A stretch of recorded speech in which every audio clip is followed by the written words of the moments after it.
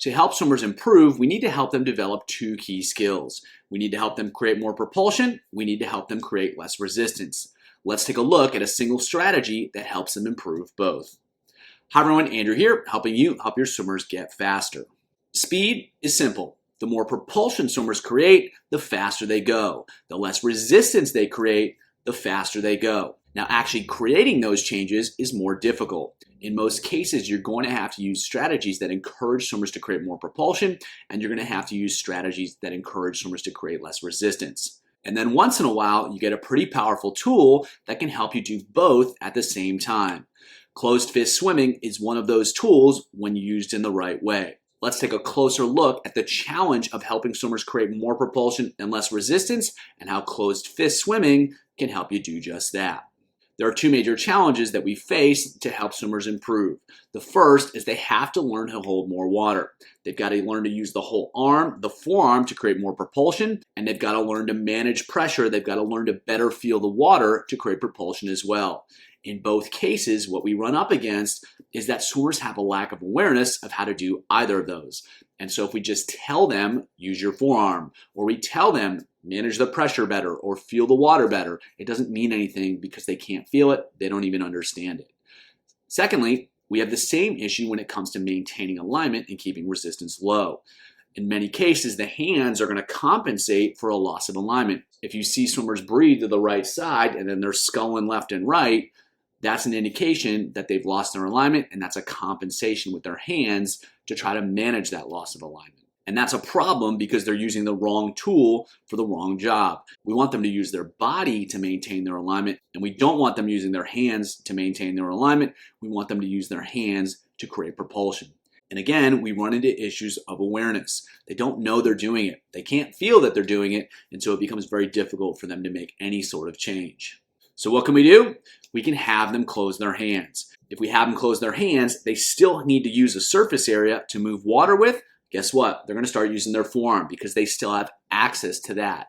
Then when you add the hands back in, they've learned how to use their forearm. They can feel that. They get the hands too. Now they've got a much bigger surface area as opposed to just using the hand. They'll be a lot more effective at creating propulsion in that case. The second issue is that swimmers struggle to feel the pressure differences between the front of their hand and the back of their hand, and by closing the fist, they can't feel any of that. And so just like if you're in a normally lit room, the lights go out, you sit there for a minute, and then the lights go back on, that light seems a lot brighter. It's the same thing with pressure and the hands in the water. You close the hand, there's no pressure, you open the hand back up, and they can feel all of that pressure. That provides them with a much better awareness of what they're doing with their arms, which again, that's going to lead to more propulsion. From an alignment perspective, if we close the hands, now they can't compensate. So if we have that swimmer that's taking the breath to the right, they've got their arm, they're trying to scull with this left arm to try to manage that loss of alignment, well, they can't do it because the hand's not going to do anything. They need that bigger surface area. They need that ability to scull. They can't do that with the closed fist. And so now they're forced to manage their alignment through their torso because they can't compensate. So in all cases, just by closing the hands, we've exposed them to a situation where they have to learn, they have to adapt, and that means they can get better.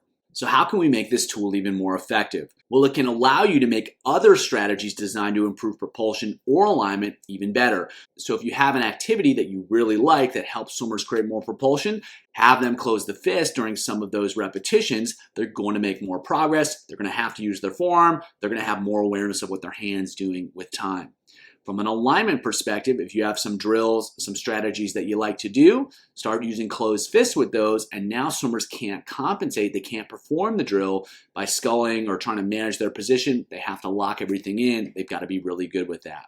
This is a strategy that can be used in any sort of training context, whether that's speed work, whether that's endurance work, or even race work.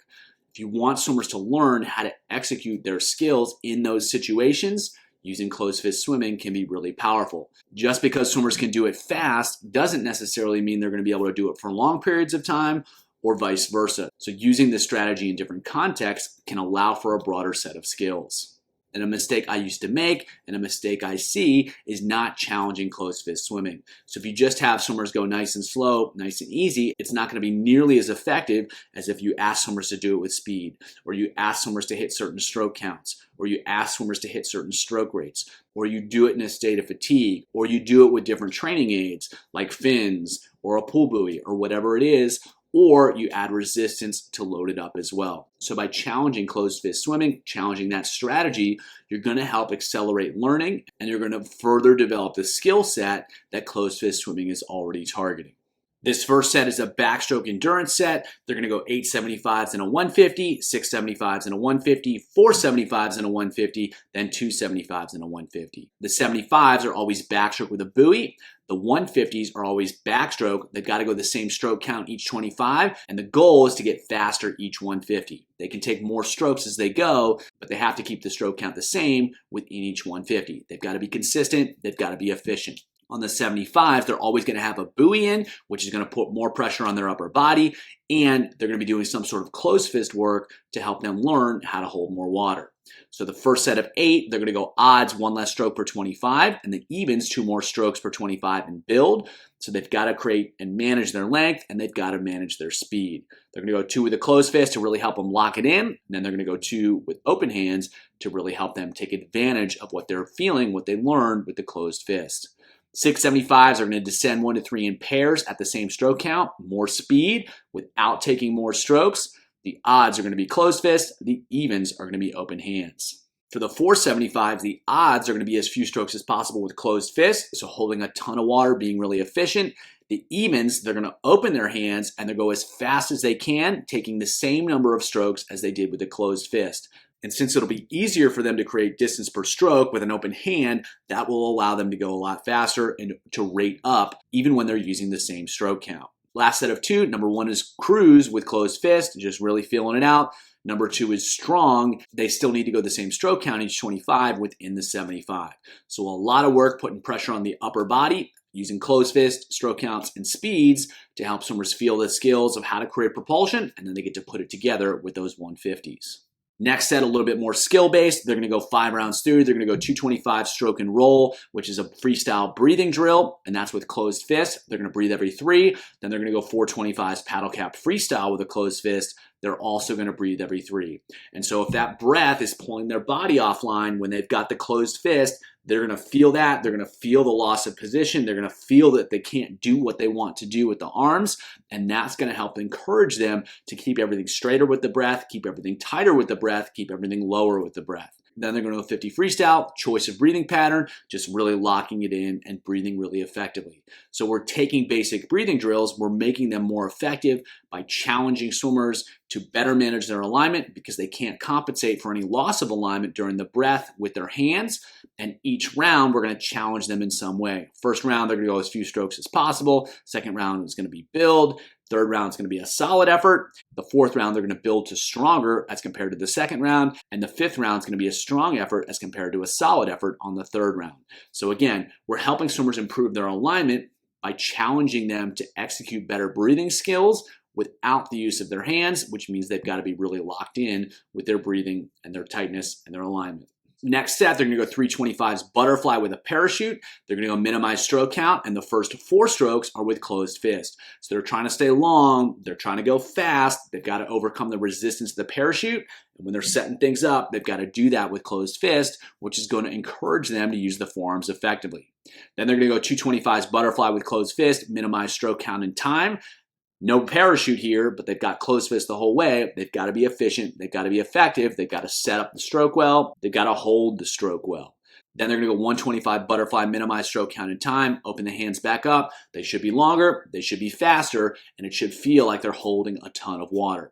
Then they're going to go 25 butterfly with closed fist as fast as they can. So now they have to execute those skills even though they don't have the hand is closed, and they've got to create as much speed as they can. That'll set them up for 25 butterfly fast, open the hands back up, let it rip. It should feel like they're holding tons of water.